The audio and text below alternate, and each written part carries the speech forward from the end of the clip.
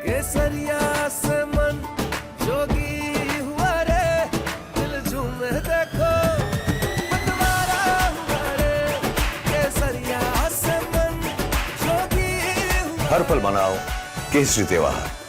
विमल, बोलो जुबान केसरी।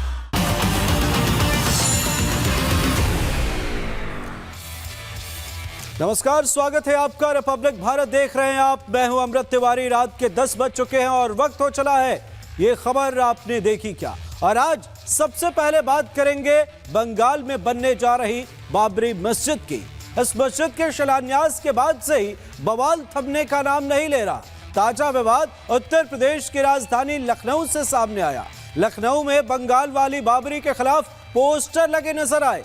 विश्व हिंदू रक्षा परिषद की तरफ से लगाए गए इन पोस्टरों में हिंदुओं से यह अपील की गई कि वे ज्यादा से ज्यादा तादाद में 10 फरवरी को बंगाल के मुर्शिदाबाद पहुंचे। इन पोस्टरों के बाद बाबरी मस्जिद के मुद्दे पर विवाद फिर गर्मा गया। क्या है ये पूरा मामला, आपको एक खास रिपोर्ट में दिखाते हैं।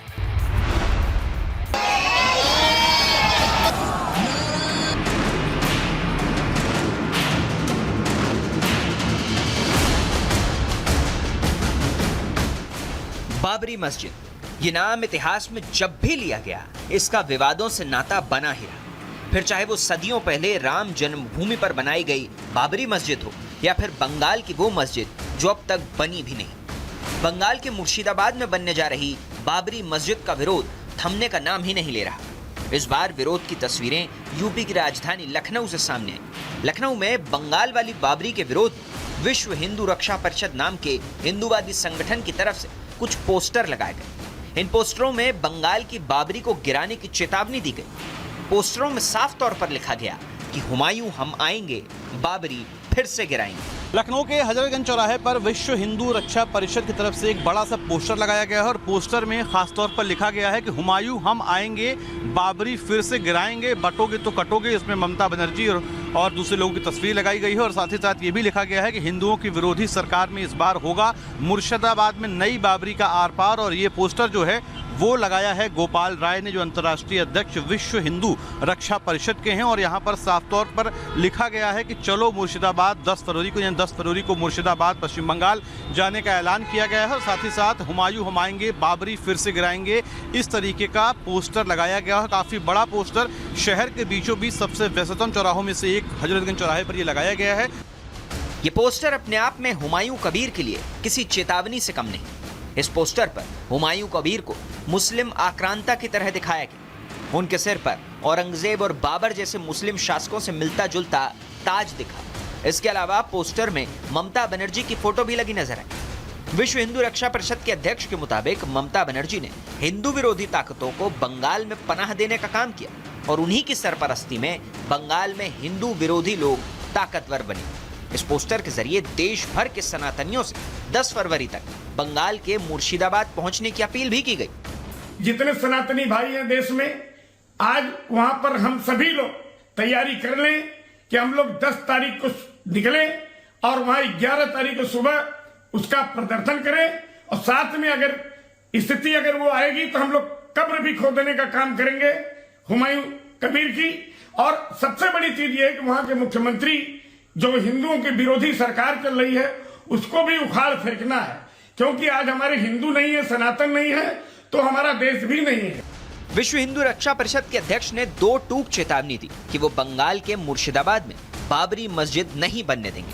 फिर चाहे इसके लिए उन्हें जो भी करना पड़े वो इसके लिए तैयार है। पश्चिम बंगाल के मुर्शिदाबाद में बन रही ये बाबरी मस्जिद का मामला इसलिए सुर्खियों में क्योंकि कुछ दिन पहले ही हुमायूं कबीर ने ऐलान किया था कि 11 फरवरी से बंगाल के मुर्शिदाबाद में बाबरी के निर्माण का काम शुरू हो जाएगा।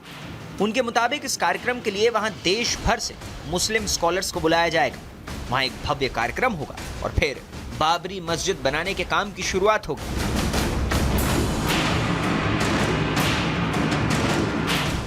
इससे पहले 6 दिसंबर 2025 को हुमायूं कबीर ने मुर्शिदाबाद में बाबरी की नींव रखी थी। तब भी इसी तरह का बवाल मचा था। हुमायूं कबीर ने दावा किया था कि पश्चिम बंगाल के मुर्शिदाबाद में बाबरी की तर्ज पर मस्जिद बनाएंगे। वो इसी मुर्शिदाबाद की भरतपुर सीट से विधायक चुने गए थे। उनका तर्क था कि मुर्शिदाबाद मुस्लिम बहुल इलाका है इसलिए वहां बाबरी मस्जिद बनाई जाएगी।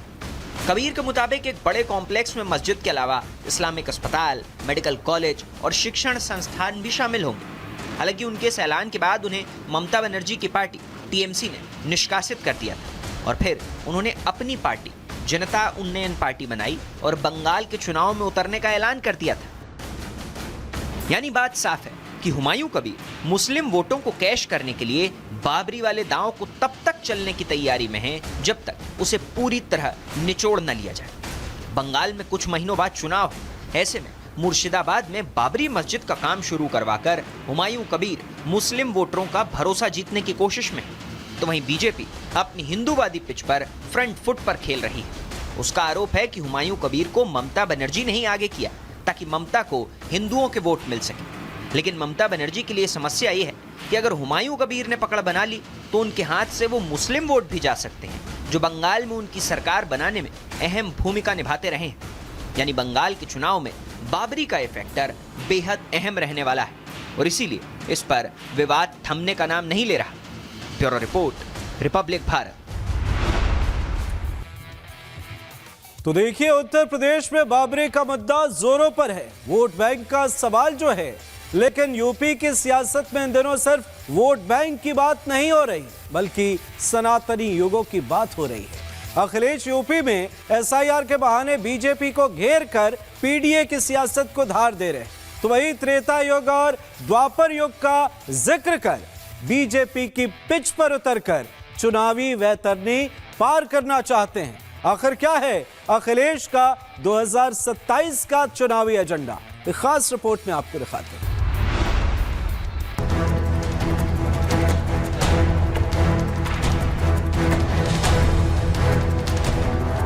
सपा का ये सियासी मंच सजा तो था एसआईआर मुद्दे पर बीजेपी सरकार और चुनाव आयोग को घेरने के लिए, पीडीए को धार देने के लिए, लेकिन इसी मंच से सपा के मुखिया अखिलेश यादव ने अपने 2027 के विधानसभा की रणनीति भी जाहिर कर दी। एसआईआर के बहाने त्रेता और द्वापर युग का जिक्र, दुर्गा माता मंदिर के लिए सहयोग का ऐलान और मंच पर एक आम शख्स को 1 लाख का इनाम देकर अखिलेश ने अपना चुनावी एजेंडा साफ कर दिया। मैं अगर नंदलाल से कहूं, क्योंकि मुझे 1 लाख रुपए इनाम देने थे आपको, आप इस प्राइज से वंचित रह गए, आप प्राइज ही नहीं मिला आपको। वही प्राइज जो आपको देना था मुझे, वही प्राइज मैंने इनको दिया। 1 लाख रुपए हम लोग इनकी बहादुरी के लिए और इन्होंने जो लोकतंत्र बचाया उसके लिए और इनके मंदिर निर्माण जो कर रही है दुर्गा माँ का, तो हम समाजवादी लोग इनके मंदिर को बनाने में भी पूरा सहयोग करेंगे। दरअसल सपा ने एसआईआर में गड़बड़ी को लेकर राजधानी लखनऊ में एक प्रेस कॉन्फ्रेंस किया। प्रेस कॉन्फ्रेंस में दशरथ और नंदलाल नाम के 2 वोटरों को पेश किया गया। मंच से अखिलेश ने दावा किया कि दशरथ और नंदलाल के एसआईआर फॉर्म में गड़बड़ी पकड़ी गई है, जिसको लेकर अखिलेश ने चुनाव आयोग के साथ साथ बीजेपी पर भी निशाना साधा। द्वापर और त्रेता के जो लोग हैं उनसे हमें बड़ी मदद मिल गई। दशरथ और नंदलाल, जो नंदलाल हमारे साथ खड़े हैं, ये वही नंदलाल हैं जिनके भारतीय जनता पार्टी ने दस्तखत कराए थे फॉर्म 7 में। ये नंदलाल अंगूठा मारते हैं और भारतीय जनता पार्टी ने इनके दस्तखत किए हैं। सोचिए दस्तखत में कौन कौन सी धाराएं लगती हैं, अगर किसी के फर्जी दस्तखत कर दो आप। एसआईआर के मुद्दे पर सरकार और चुनाव आयोग को घेरते घेरते अखिलेश भी बड़ी चतुराई से सॉफ्ट हिंदुत्व की राह पर उतरते दिखे। दशरथ और नंदलाल को सनातन आस्था से जोड़ा और त्रेता युग और द्वापर युग का जिक्र किया। दोनों युगों का साथ मिलने की बात कही, साथ ही मामला उठाने वाले नंदलाल को 1 लाख रुपए का इनाम दिया। नंदलाल के गांव में बन रहे दुर्गा माता मंदिर के लिए सहयोग का ऐलान भी किया। मैं अगर नंदलाल से कहूं, क्योंकि मुझे 1 लाख रुपए इनाम देने थे आपको, आप इस प्राइज से वंचित रह गए, आप प्राइज ही नहीं मिला आपको। वही प्राइज जो आपको देना था मुझे, वही प्राइज मैंने इनको दिया। 1 लाख रुपए हम लोग इनकी बहादुरी के लिए और इन्होंने जो लोकतंत्र बचाया उसके लिए और इनके मंदिर निर्माण जो कर रही है दुर्गा माँ का, तो हम समाजवादी लोग इनके मंदिर को बनाने में भी पूरा सहयोग करेंगे। सियासी जानकारों के मुताबिक अखिलेश का ये ऐलान महज धार्मिक आस्था नहीं बल्कि एक सोचा समझा चुनावी कार्ड है। लोकसभा चुनाव में पीडीए का फॉर्मूला हिट होने के बाद अब अखिलेश अपनी छवि को एक ऐसे नेता के रूप में पेश करना चाहते हैं जो सबका है। मंदिर जाकर और चंदा देकर वे बीजेपी के उस नैरेटिव को काटना चाहते हैं जिसमें सपा पर एक खास वर्ग की राजनीति करने का आरोप लगता रहा है। सवाल उठ रहे हैं कि क्या ये पीडीए की रणनीति के साथ साथ अब सनातनी मतदाताओं को साधने की कोशिश है? क्या अखिलेश अब बीजेपी के कोर एजेंडे में सेंध लगाने की कोशिश कर रहे हैं? अखिलेश जानते हैं कि सिर्फ मुस्लिम यादव गठबंधन के भरोसे 2027 की वैतरनी पार नहीं की जा सकती। उन्हें उस हिंदू वोटर को संदेश देना है जो विकास तो चाहता है लेकिन धर्म से भी जुड़ा है। इससे पहले भी अखिलेश यादव भगवान परशुराम की मूर्ति लगवाने और अयोध्या में हनुमान गढ़ी के दर्शन कर सुर्खियां बटोर चुके हैं। बीजेपी की ओर से अक्सर उन्हें मंदिर विरोधी साबित करने की कोशिश होती है, लेकिन पार्टी के मंच मंदिर के लिए सहयोग का ऐलान और त्रेता द्वापर युग की बात एक सीधा संदेश है कि समाजवादी भी सनातनी परंपराओं के उतने ही करीब हैं जितनी बीजेपी। हालांकि मुस्लिम तुष्टीकरण और एक खास जाति की राजनीति करने वाले अखिलेश का ये रूप यूपी की जनता को हजम होगा या नहीं, इसमें शक है, क्योंकि सपा पर सनातन विरोधी के आरोप लगते रहे हैं। वो मस्जिदों में चादर चढ़ाने तो जाते हैं पर मंदिर से परहेज करते नजर आते हैं। अखिलेश 2027 में सपा का सियासी वनवास खत्म करना चाहते हैं। 2027 का चुनाव नैरेटिव और परसेप्शन की लड़ाई भी है और अखिलेश इस लड़ाई में कितने कामयाब होंगे ये तो चुनाव के बाद ही पता चलेगा। Bureau report, Republic Bharat. और अब बात करेंगे आरएसएस यानी राष्ट्रीय स्वयंसेवक संघ की। आरएसएस ने अपने 100 साल पूरे कर लिए और इस ऐतिहासिक मोड़ पर संघ प्रमुख मोहन भागवत ने मुंबई के मंच से देश को एक बड़ा संदेश दिया। जातिवाद, घुसपैठ और हिंदुत्व को लेकर भागवत के बयानों ने देश की राजनीति में एक नई बहस छेड़ दी है। आखिर क्या है इन बयानों के असली मायने, आपको एक खास रिपोर्ट में दिखाते हैं।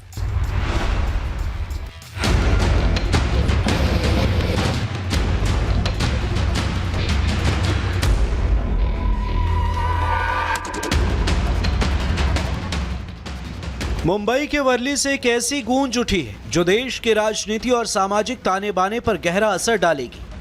राष्ट्रीय स्वयंसेवक संघ के 100 साल पूरे होने के उपलक्ष्य में सर संघचालक मोहन भागवत ने मुंबई में हिंदुत्व और राष्ट्रवाद की नई लकीर खींच दी है। ग्लैमर और कॉरपोरेट जगत की बड़ी हस्तियों के बीच भागवत ने अपने संबोधन में संघ की स्थापना से लेकर इसके असली भाव और देशभक्ति से लेकर हिंदुत्व की बात की। अपने संबोधन में उन्होंने कहा कि अगर देश को मजबूत करना है तो सबको लेकर चलना होगा।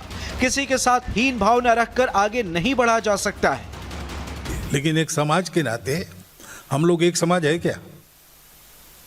इतने सारे भेद है, दकियानुसीपन है, रूढ़ी कुरीतियों का बोलबाला है, आपस में लड़ते हैं, स्वार्थ है, अशिक्षा है।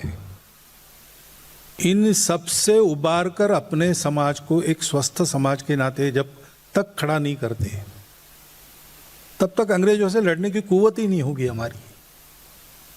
और इसलिए समाज सुधार की जा रहा ये चलिए। संघ प्रमुख ने जाति व्यवस्था पर भी जोरदार हमला बोला। कहा, जब तक हम जाति के आधार पर ऊंच नीच का भाव रखेंगे तब तक राष्ट्र परम वैभव को प्राप्त नहीं कर सकता।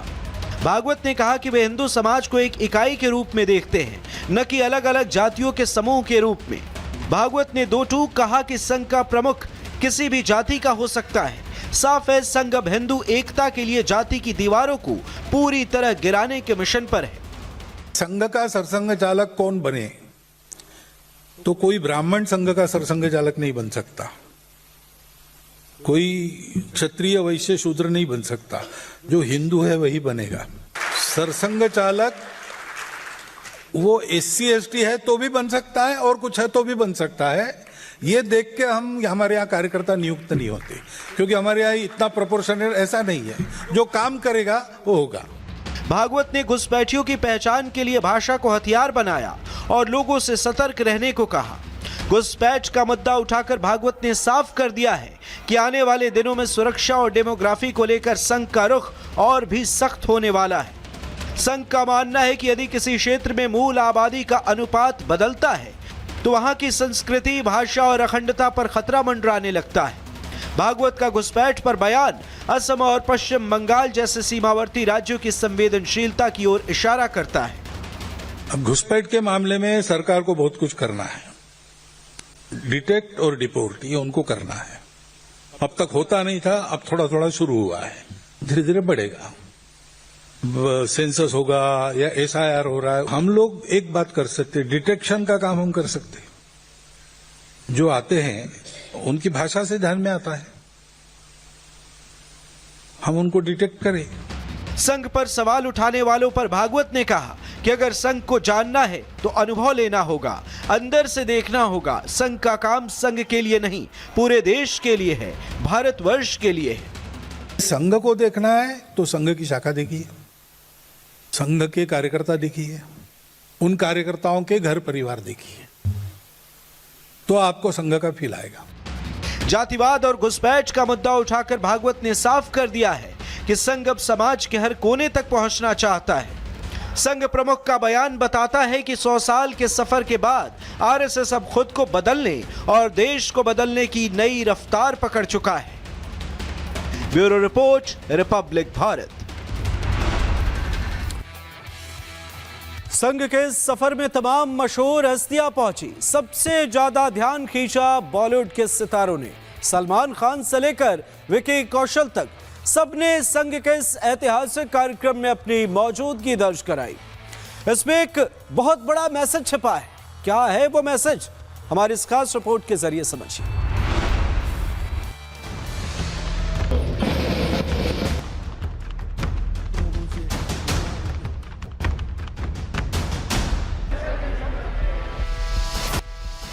मायानगरी मुंबई में एक अलग ही नजारा देखने को मिला। मौका था राष्ट्रीय स्वयंसेवक संघ के शताब्दी समारोह का, जहां संघ प्रमुख मोहन भागवत का मार्गदर्शन सुना बॉलीवुड के सुल्तान से लेकर राम तक एक ही कतार में नजर आए। इस कार्यक्रम का मुख्य आकर्षण सलमान खान था, जो अगली कतार में बैठकर संघ प्रमुख मोहन भागवत के भाषण को बड़ी तल्लीनता से सुनते दिखे। उनके साथ दिग्गज गीतकार प्रसून जोशी और शोमैन सुभाष घई भी मौजूद रहे। संघ प्रमुख मोहन भागवत ने अपने संबोधन में घुसपैठ, राष्ट्रीय एकता और भारतीय मूल्यों की बात की। उन्होंने सलमान खान का जिक्र करते हुए कहा कि जब युवा उन्हें कॉपी करते हैं तो अच्छे मूल्यों को भी समाज में एक फैशन बनना चाहिए। सलमान खान जी क्या पहनते हैं, कॉलेज विद्यार्थी वैसा पहनते हैं। अरे भाई क्यों पहन रहे? नहीं, उन्होंने पहना इसलिए। और उन्होंने क्यों पहना मालूम नहीं। सभी बातों में ऐसा, अच्छी बात बुरी बात सभी बातों में ऐसा फैशन से चलता है। और फैशन उत्पन्न करने वाले लोग होते हैं वो समाज के विश्वास पात्र, श्रेष्ठ, कीर्तिमान ऐसे लोग होते हैं, जिनको अपनी भाषा में कहते हैं महाजन या श्रेष्ठ। कार्यक्रम के पहले दिन सलमान खान के साथ ही रणबीर कपूर, हेमा मालिनी, सुभाष घई, प्रसून जोशी, पूनम ढिल्लों और मोहित सूरी भी पहुंचे।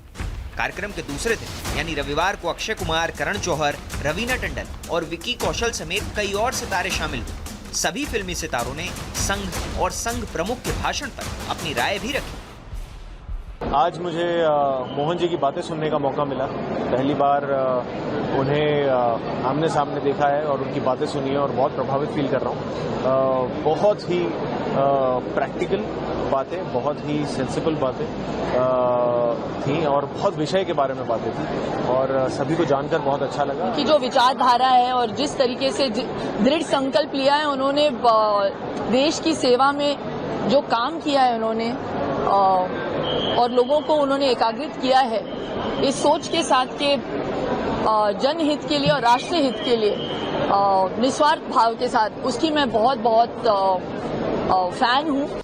संघ के 100 साल के सफर में बॉलीवुड का ये जुड़ाव एक बड़े बदलाव की ओर इशारा कर रहा है। जहां एक तरफ संघ समाज के हर वर्ग तक पहुंचना चाहता है, तो वहीं फिल्मी सितारे भी राष्ट्रीय विचारधारा के इस मंच पर अपनी उपस्थिति दर्ज कराने से पीछे नहीं। Bureau report, Republic Bharat. और इस बीच बड़ी खबर, यूपी के हाथरस में कोतवाली पर पथराव, कार से कुचलकर बच्चे की मौत के बाद हुआ है हंगामा। मरसान कोतवाली पर लोगों ने किया है पथराव। लोगों ने मथुरा बरेली मार्ग को जाम किया। लोगों ने मथुरा बरेली मार्ग पर जाम लगाया। पुलिस ने लाठीचार्ज कर लोगों को खदेड़ा। ये तस्वीरें देखिए, कार से कुचलकर कार से हादसा हुआ, बच्चे की मौत हुई और उसके बाद आक्रोशित लोग यहां पर कहर बरपाते नजर आए। ये फर्स्ट और एक्सक्लूसिव तस्वीरें हम आपको दिखा रहे हैं उत्तर प्रदेश के हाथरस की। भीड़ जब बढ़ी, भीड़ ने जब पथराव किया तो पुलिस को भीड़ को नियंत्रित करने के लिए लाठीचार्ज तक करना पड़ा है। बच्चे की मौत पर ये आक्रोश भड़क उठा, देखिए आप। और स्थानीय लोग यहां पर इकट्ठा हो गए। थाने पर भीड़ ने पथराव किया है। थाने के सामने आप देखिए, यहां पर इकट्ठा हुई भीड़ थाने पर पत्थर बरसाती हुई नजर आ रही है, जिसमें बच्चे भी हैं, युवा हैं, महिलाएं हैं। और यहां जब थाने पर पथराव किया गया तब आखिरकार पुलिस ने लाठीचार्ज कर स्थिति को नियंत्रित किया है।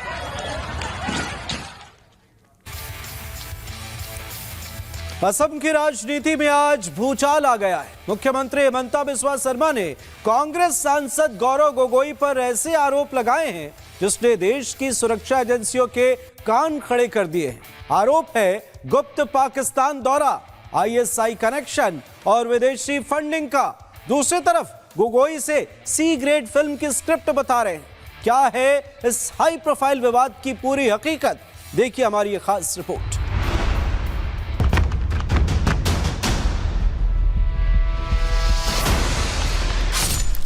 असम में होने वाले विधानसभा चुनाव से पहले एक बार फिर सीएम हिमंता और कांग्रेस सांसद गौरव गोगोई के बीच सियासी तकरार खुलकर सामने आ गई।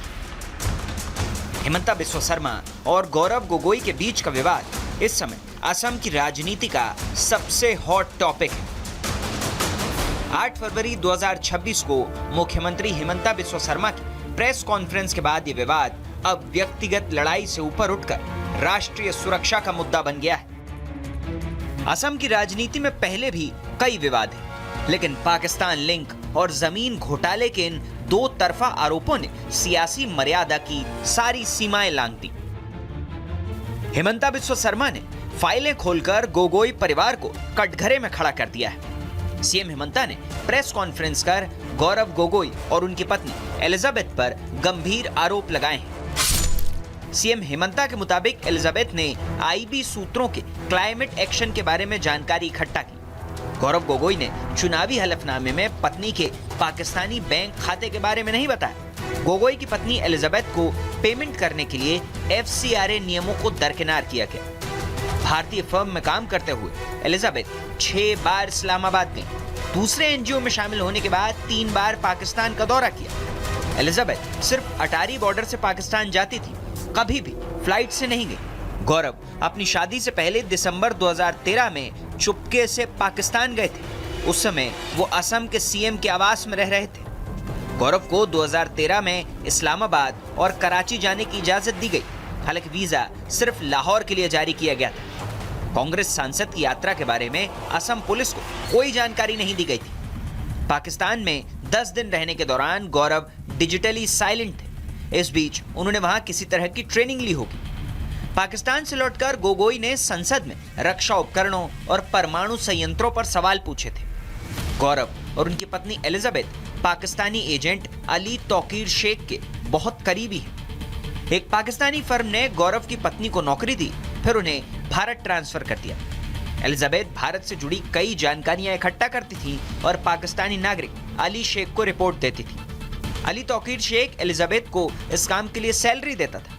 अली तौकीर 2010 से 2013 के बीच 13 बार भारत आया था। उसका मकसद दुनिया में भारत विरोधी नैरेटिव तैयार करना था। मार्च 18, 2011 तारीखे Elizabeth Colburn Gogoi came to Pakistan and joined there as a consultant.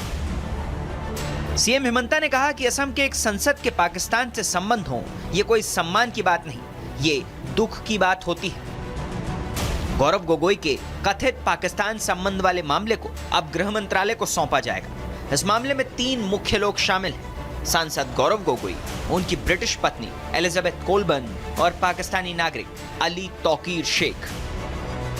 Elizabeth used to gather various activities surrounding India, including the climate actions, the India's government response to climates, how things can be done.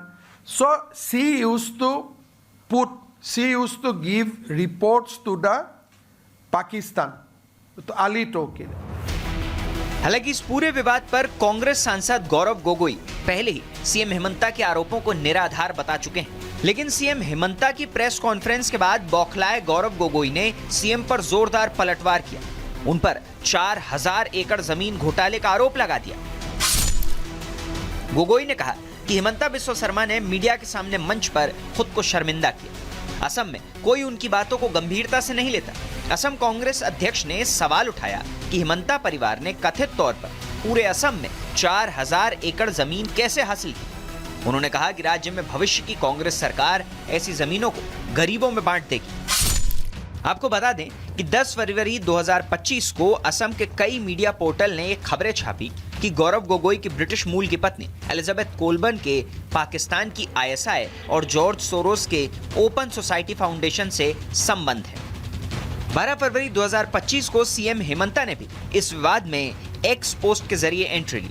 उन्होंने सवाल किया कि गोगोई की पत्नी ने 12 साल तक विदेशी नागरिकता क्यों बरकरार रखी। 13 फरवरी 2025 को सीएम शर्मा ने गोगोई को पाकिस्तान से जोड़ने वाले कई दावों के साथ हमले और तेज कर दिए। 28 जनवरी 2026 को सीएम शर्मा ने कहा कि गौरव पाकिस्तानी एजेंट है, उनके पास ये साबित करने के लिए सबूत भी है, वो चाहें तो मानहानि का केस कर दें। पाक कनेक्शन का गंभीर आरोप लगाकर सीएम हेमंता ने जहां गोगोई परिवार को कटघरे में खड़ा किया, तो वहीं गोगोई ने भी जमीन घोटाले के जरिए सीधे मुख्यमंत्री की साख पर हमला किया। सच क्या है ये तो केंद्रीय एजेंसियों की जांच के बाद साफ होगा, लेकिन इस खींचतान ने असम की जनता के सामने एक गंभीर सवाल जरूर खड़ा कर दिया है। वहीं चुनाव से पहले गोगोई परिवार पर पाक कनेक्शन का गंभीर आरोप कांग्रेस को बड़ा नुकसान पहुंचा सकता है। Bureau report, Republic Bharat. इस बीच उत्तराखंड की बेटी अंकिता भंडारी को न्याय दिलाने के लिए देहरादून में एक महापंचायत बैठाई गई।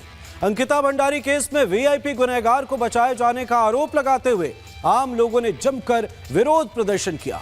उनका आरोप था कि असली आरोपी को उसके रसूख और कनेक्शन की वजह से बचाने की कोशिश की जा रही है। क्या कुछ हुआ वहां और फिर क्या फैसले लिए गए, हमारी इस रिपोर्ट में देखिए।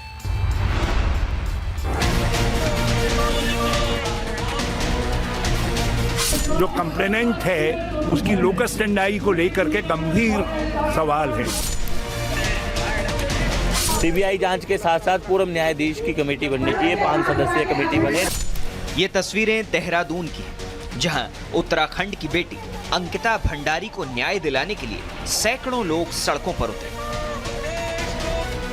18 सितंबर 2022 ये वो तारीख है जब उत्तराखंड के दामन पर अंकिता भंडारी केस का दाग लगा। 19 साल की अंकिता की हत्या कर दी गई थी। करीब हफ्ते भर बाद चिल्ला नहर में अंकिता का शव मिला था। इसके बाद पूरा उत्तराखंड उबल पड़ा था।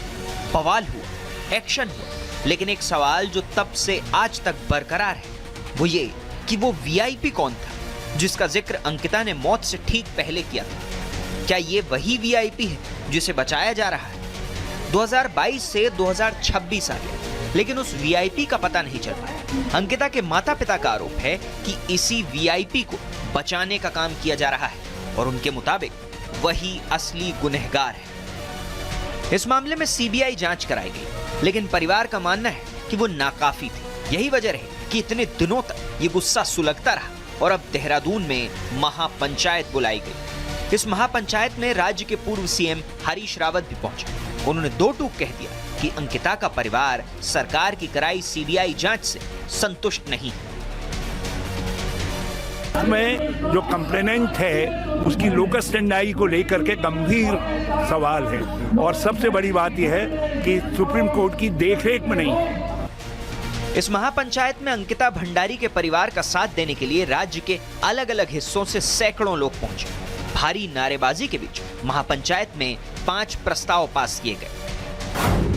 महापंचायत में पारित पहले प्रस्ताव में मांग उठाई गई कि अंकिता के माता पिता ने मुख्यमंत्री को जो प्रार्थना पत्र सौंपा है उसी को सीबीआई जांच का मुख्य आधार बनाया जाए और जांच हाईकोर्ट के सिटिंग जज की निगरानी में कराई जाए। दूसरे प्रस्ताव में मांग की गई कि ऋषिकेश के लक्ष्मण झूला थाने में दर्ज मूल FIR संख्या 1/2022 के तहत ही जांच आगे बढ़नी चाहिए। इसी FIR के आधार पर रसूखदार VIP और सबूत मिटाने वालों को सजा मिलनी चाहिए। तीसरे प्रस्ताव में कहा गया कि हत्याकांड के तुरंत बाद वनंतरा रिजॉर्ट के एक महत्वपूर्ण हिस्से पर बुलडोजर चला दिया गया, जिससे केस के कई अहम सबूत नष्ट हो गए। महापंचायत का मानना है कि जब तक इस मामले की जांच पूरी नहीं हो जाती, तब तक मुख्यमंत्री धामी को अपने पद से अलग रहना चाहिए ताकि जांच निष्पक्ष बनी रहे। चौथे प्रस्ताव में सत्ताधारी पार्टी से जुड़े 2 कथित नामों को जांच के घेरे में लाने की मांग की गई। संघर्ष मोर्चा ने मांग की कि जांच पूरी होने तक पार्टी को इन दोनों पदाधिकारियों को पद मुक्त कर देना चाहिए ताकि जांच निष्पक्ष हो। महापंचायत का अंतिम प्रस्ताव कहता है कि अगले 15 दिनों के भीतर अंकिता के माता पिता की मांग के अनुसार सीबीआई जांच शुरू नहीं हुई और उस VIP का नाम सार्वजनिक नहीं किया गया तो उत्तराखंड में विशाल जन आंदोलन शुरू किया जाएगा। रिपब्लिक भारत पर खबरों का सिलसिला लगातार जारी है। एक छोटे से ब्रेक के लिए रुक रहे हैं, चल लौटे। केसरिया से मन जोगी हुआ रे, दिल झूमे देखो मतवारा हुआ रे। केसरिया से मन जोगी हुआ। हर पल मनाओ केसरी त्योहार। विमल, बोलो जुबान केसरी।